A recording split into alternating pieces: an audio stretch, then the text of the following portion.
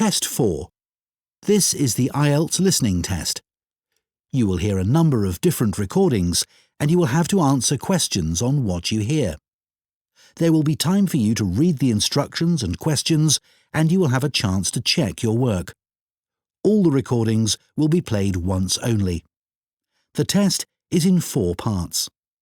At the end of the test, you will be given 10 minutes to transfer your answers to an answer sheet. Now turn to Part 1.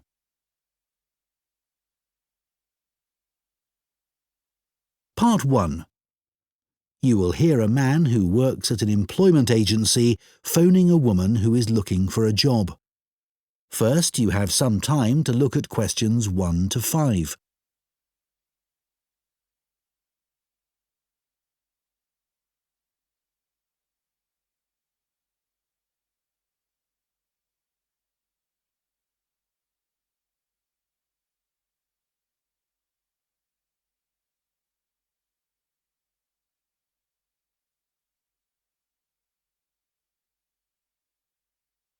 Now listen carefully and answer questions 1 to 5. Hello? Oh, hello. Is that Julie Davison? Yes. This is Greg Preston from the employment agency.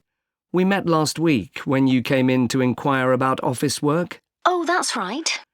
Now, we've just had some details come in of a job which might interest you. OK. So this is a position for a receptionist. I believe you've done that sort of work before? Yes, I have. I worked in a sports centre for a couple of years before I got married and had the children. Right. Well, this job's in Fordham, so not too far away for you, and it's at the medical centre there. OK. So where exactly is that? It's quite near the station on Chastons Road. Sorry? Chastons Road. That's CHASTONS.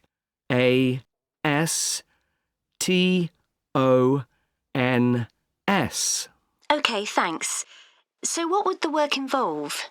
Dealing with inquiries from patients? Yes, and you'd also be involved in making appointments, whether face-to-face or on the phone, and rescheduling them if necessary. Fine, that shouldn't be a problem.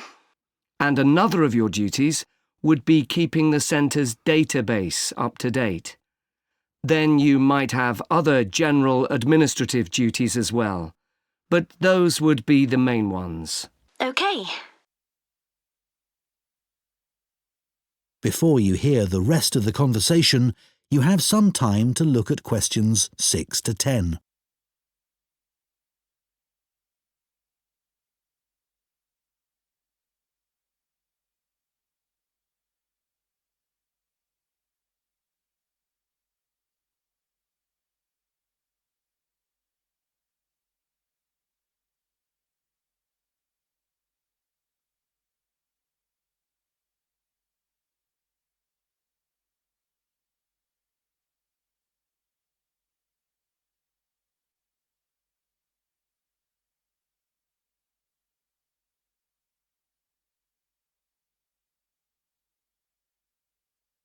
Now listen and answer questions 6 to 10. Now, when the details came in, I immediately thought of you because one thing they do require is someone with experience. And you did mention your work at the sports centre when you came in to see us. Yes, in fact, I enjoyed that job. Is there anything else they're looking for? Well, they say it's quite a high-pressure environment. They're always very busy, and patients are often under stress. So they want someone who can cope with that and stay calm, and at the same time be confident when interacting with the public. Well, after dealing with 3 children all under 5, I reckon I can cope with that. I'm sure you can.